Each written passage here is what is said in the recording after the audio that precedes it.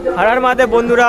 আর ইনি হচ্ছেন বাবাইদা। তো বাবাইদা আর আমার অনেকদিন আগে থেকে পরিচয়, এবং আমি আছি এখন ভুবনেশ্বরে, আর বাবাইদা উড়িষ্যাতে একটা ওয়েডিং আছে, তো সেখানে যাওয়ার আগে আমার সাথে দেখা করলেন। আর বাবাইদা বলছেন যে আমাকে ভুবনেশ্বরটা ভালো করে ঘুরিয়ে তারপর আবার আমাকে এখানে রুমে পৌঁছে দেবে, আবার আমি কালকে সকালবেলা এখান থেকে পুরীর দিকে রওনা দেবো। তো চলুন আজকের দিনটা শুধু বাবাইদার সাথে বিশাল এনজয় করো, বিশাল আনন্দ করো। টাইম খুব কম পেলাম, অ্যাকচুয়ালি আমি সকালে বেরোনো ছিল, লেট করেছি। আর কোনারক মন্দির প্রথম যাওয়া ছিল আমাদের, কিন্তু কোনারক মন্দির একটু উল্টো সাইড হয়ে গেছে, এখান থেকে প্রায় 60 কিলোমিটার, 60-120 আপ অ্যান্ড ডাউন করতে হবে। এখান থেকে আমি আবার যাবো বালুঘাট, তো এখান থেকে বালুঘাটটাও প্রায় 100-110 কিলোমিটার। আর ওই জন্য এখান থেকে আমরা এখন ভুবনেশ্বর আশেপাশে লিঙ্গরাজ, খণ্ডগিরি আছে, ধবলগিরি আছে, এইগুলো এক্সপ্লোর করে আমারও করা হয়নি। তো ওখানে নিয়ে এগুলো একটু এক্সপ্লোর করবো, করে দেন এখান থেকে আমি আবার বেরিয়ে যাবো। আর আমার শুধু ওয়েডিং না, এর সাথে আমার এই ভুবনেশ্বর একটু এক্সপ্লোর হচ্ছে, আপনার ঘুরে আসবো, হয়তো পুরীতে আমাদের আবার দেখা করতে পারবো। ঠিক আছে, আর আমার এই বাইক দেখতে পাচ্ছ। আর বাবাইদাকে অনেক অনেক থ্যাংক ইউ। জানতাম না যে আমাদের কলকাতায় একজন আমাকে এসে ঘোরাবে, তো বাবাইদাকে অনেক থ্যাংক ইউ। আর বাবাইদার বাইকটা একটু দেখুন, অসাম লাগছে। আর এই বাইকেই সেই ভোরবেলা থেকে বেরিয়েছে উইদাউট রেস্ট, মানে পুরো একটানায় চালিয়েছে, চোখ মুখ তো পুরো লাল হয়ে গেছে, তো রেস্ট তো নেয়ই নে। আর তারপর থেকে আমি একটু ফোন করছিলাম, তো তাড়াতাড়ি এসেও বেরোবো। তো দেখতে পাচ্ছেন বাইকটা।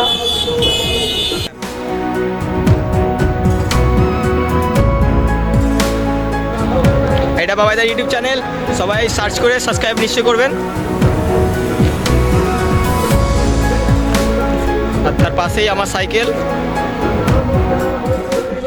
আমরা বেরিয়ে পড়েছি বাইক নিয়ে, আর বাইকে এত বেশি নয়েজ আসছে, আওয়াজ শোনা যাবে কি আমি জানি না। তো চলুন আজকের বিকেলটা শুধু বাবাইদার সাথে।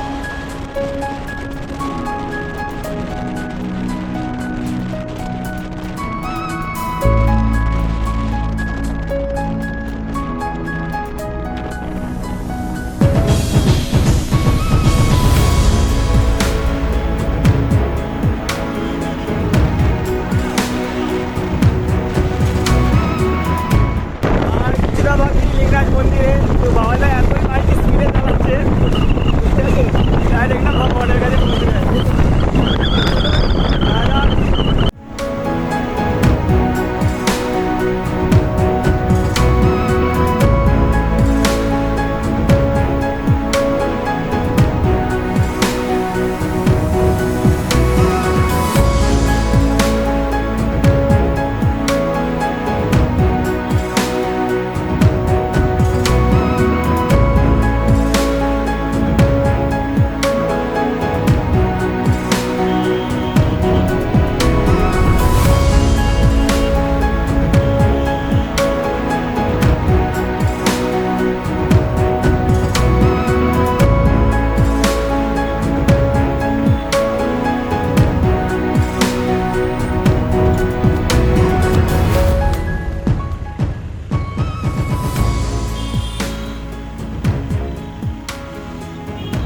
তো বন্ধুরা শেষমেশ পৌঁছে গেলাম লিঙ্গরাজ মন্দিরে।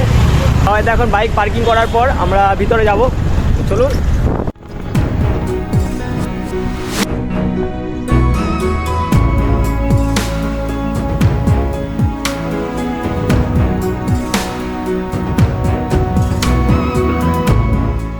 সত্যি বলতে বাবাইদা এত জোরে বাইক চালিয়েছে, জমদারের সাথে দেখা হয়ে গেল। এখন পৌঁছে গেলাম লিঙ্গরাজ মন্দিরে। তো চলুন, সন্ধ্যা হয়ে গেছে, তাও চেষ্টা করবো সবাইকে একটু দেখানোর। চলুন।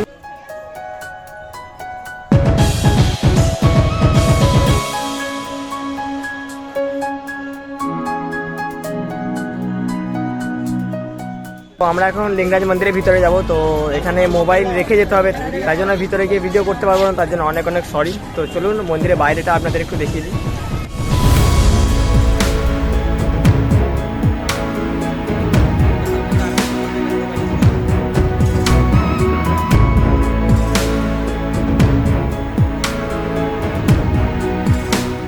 দেখুন এটা লিঙ্গরাজ মন্দিরের সামনে যে লেকটা আছে না, ওই লেকটা। তো কিছুদিন আগে এখানে এন্ট্রি অ্যালাউ ছিল, তো এখন দেখতে পাচ্ছেন পুরোপুরি ঘিরে দিয়েছে এটা, তো ভিতরে যাওয়া যাবে না।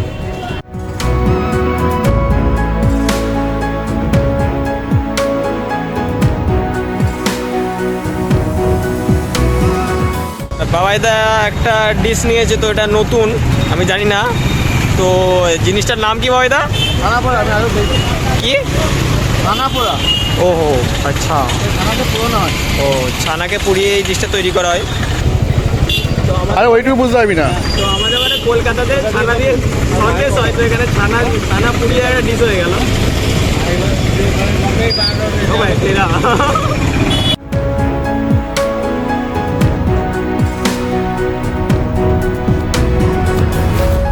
তাহলে চলুন আজকের ভিডিওটা এখানে শেষ করি, কারণ বাবাইদা আবার ওয়েডিংয়ের জন্য পুরী থেকে অনেকটা দূর যাবে, এখনও 100 কিলোমিটার বাবাইদা বাইক চালাবে, তো যত রাত হবে তত রিস্ক আরও বাড়বে, তাই জন্য তাড়াতাড়ি বেরিয়ে যাচ্ছি। আজকের ভিডিওটা এখানে শেষ করলাম, আবার দেখা হচ্ছে কালকের ভিডিওতে। কালকে সকালবেলা এখান থেকে বেরিয়ে আমি পুরীতে যাব, তো চলুন কালকের ভিডিওটা অনেকটা স্পেশাল হতে চলেছে। তো চলুন, হর হর মহাদেব, জয় হিন্দ, জয় ভারত।